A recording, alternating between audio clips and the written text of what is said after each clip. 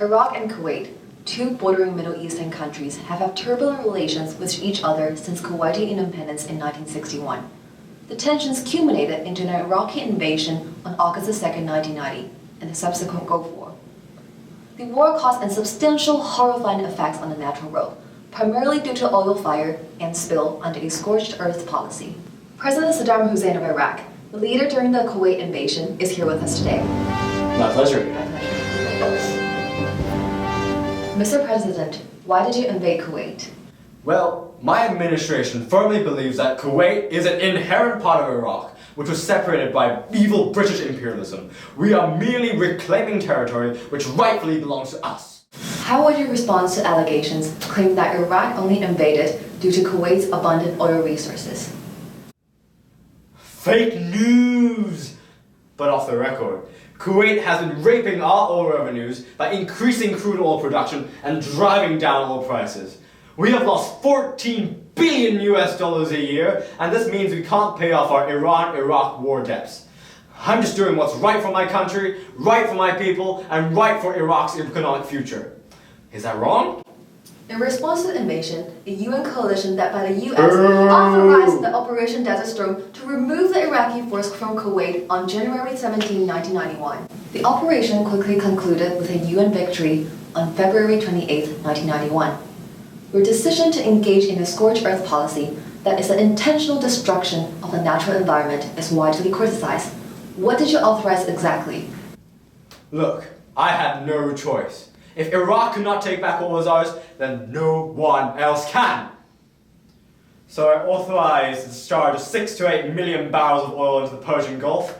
I ordered my commanders to ignite 700 oil wells, Kuwaiti facilities, and storage tanks. Boom! Mr. President, did you realize the severe environmental impact brought by the scorched earth policies? Bad question. I'm out. Well, regardless of what Saddam says, here are the facts. Toxic smoke rose to 4 kilometers into the air. Aquatic animals and birds dropped dramatically by around 330,000. But what really happened? Dr. Krupp is here to discuss the oil spill with us. Indeed, the oil discharges immediately cause an oil slick, which is a layer of oil on water.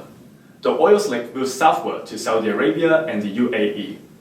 As it moves southward, the oil coated the seagrass, affecting a major food resource for turtles, shrimp, and fish.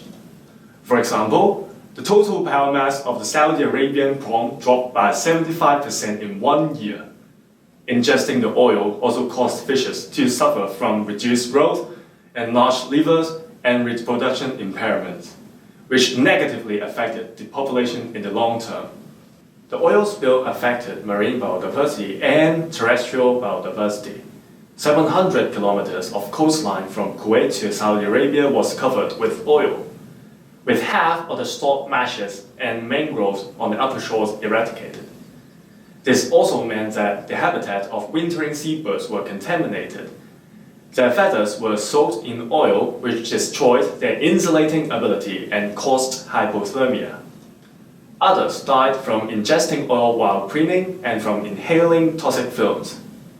An estimated 30,000 birds died as a direct result of the oil spill. Dr. Krupp, is there any sign of recovery? Fortunately, most of the lower shores has regained normal biodiversity by 1993. Thank you, Dr. Krupp.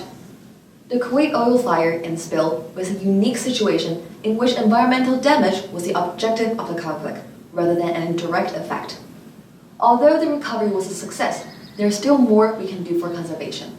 We should always be reminded that those who cannot remember the past are condemned to repeat it.